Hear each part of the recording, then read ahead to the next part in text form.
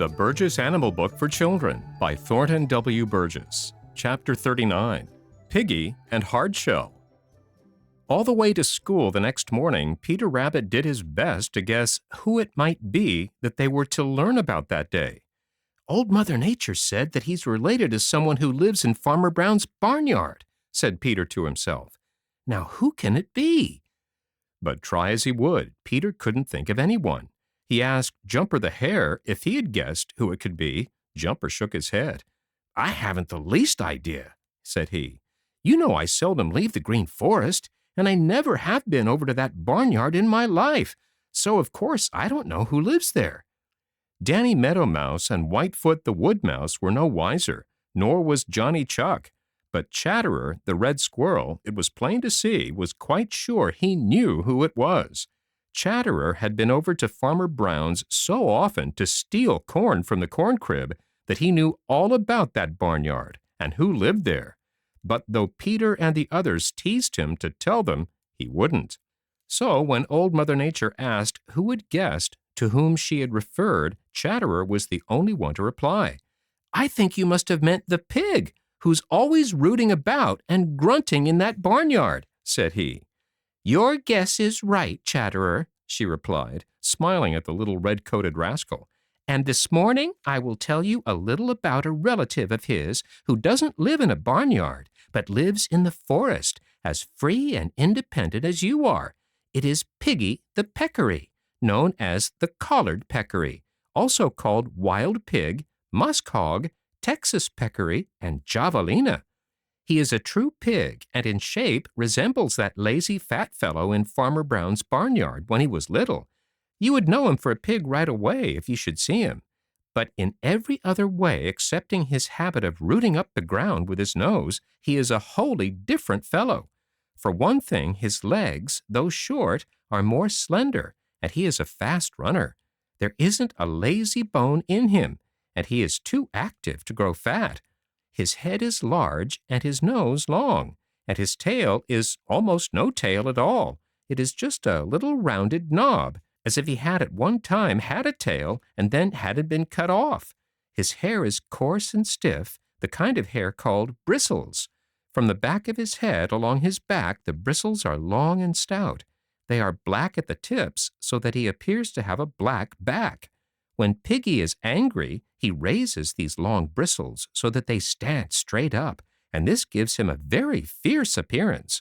His color is so dark a gray that at a distance he appears black. Indeed, he is black on many parts of him. Just back of the neck, a whitish band crosses the shoulders, and this is why he is called the collared peccary. You see, he seems to be wearing a collar. On each jaw are two great pointed teeth called tusks, the two upper ones so long that they project beyond his lips. These tusks are Piggy's weapons, and very good ones they are. The home of Piggy the Peccary is in the hot southwestern part of this country, where live Jaguar and Ocelot, the beautiful spotted members of the cat family. They are two of his enemies. He never likes to be alone, but lives with a band of his friends, and they roam about together.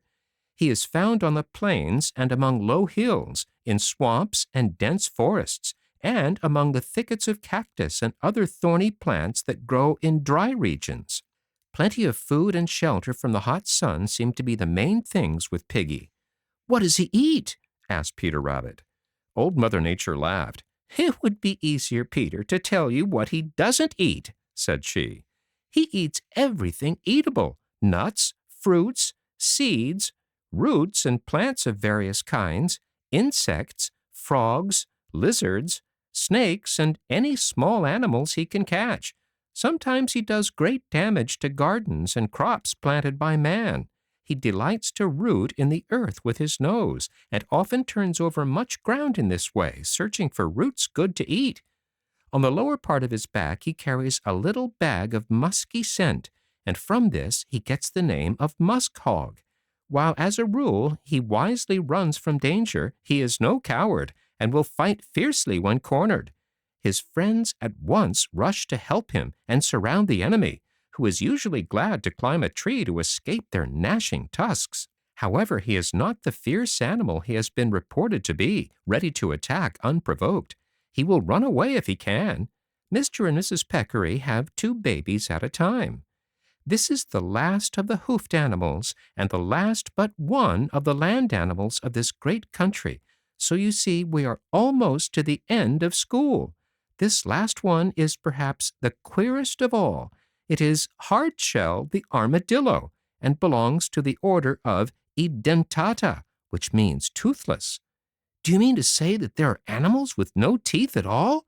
Asked Happy Jack Squirrel, looking as if he couldn't believe such a thing. Old Mother Nature nodded. That is just what I mean, said she. There are animals without any teeth, though not in this country, and others with so few teeth that they have been put in the same order with the wholly toothless ones. Hardshell the armadillo is one of these. He has no teeth at all in the front of his mouth, and such teeth as he has got do not amount to much. But why do you call him Hardshell? Asked Peter impatiently. Because instead of a coat of fur, he wears a coat of shell, replied Old Mother Nature, and then laughed right out at the funny expressions on the faces before her. It was quite clear that Peter and his friends were having hard work to believe she was in earnest. They suspected her of joking. Do you mean that he lives in a sort of house that he carries with him, like Spotty the Turtle? Ventured Peter. It is a shell, but not like that of Spotty, explained Old Mother Nature.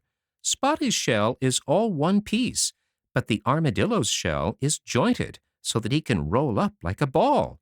Spotty isn't a mammal, as are all of you and all those we've been learning about, but is a reptile. Hardshell the armadillo, on the other hand, is a true mammal.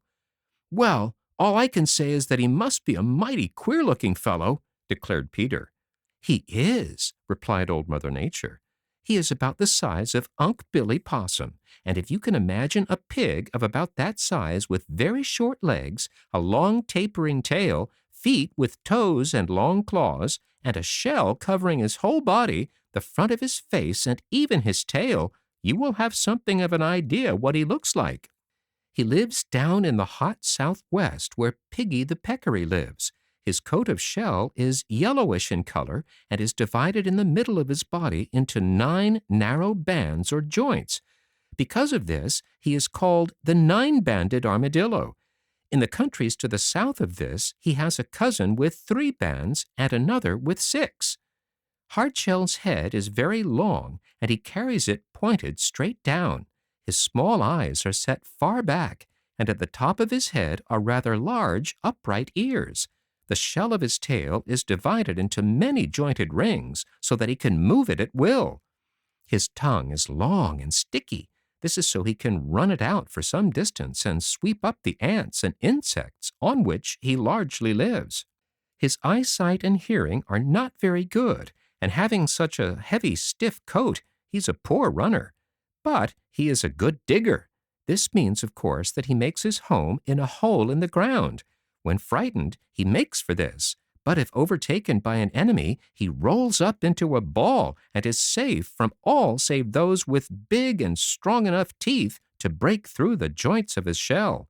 He eats some vegetable matter and is accused of eating the eggs of ground-nesting birds and of dead, decayed flesh he may find. However, his food consists chiefly of ants, insects of various kinds, and worms.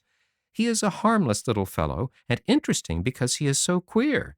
He is sometimes killed and eaten by man, and his flesh is considered very good. He has from 4 to 8 babies in the early spring.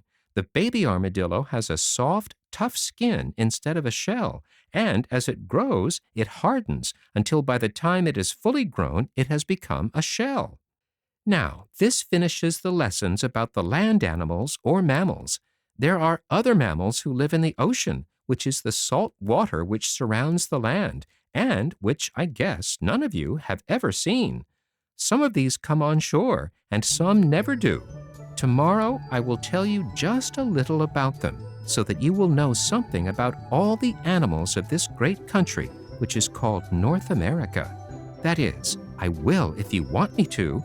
We do! Of course we do! Cried Peter Rabbit, and it is plain that he spoke for all.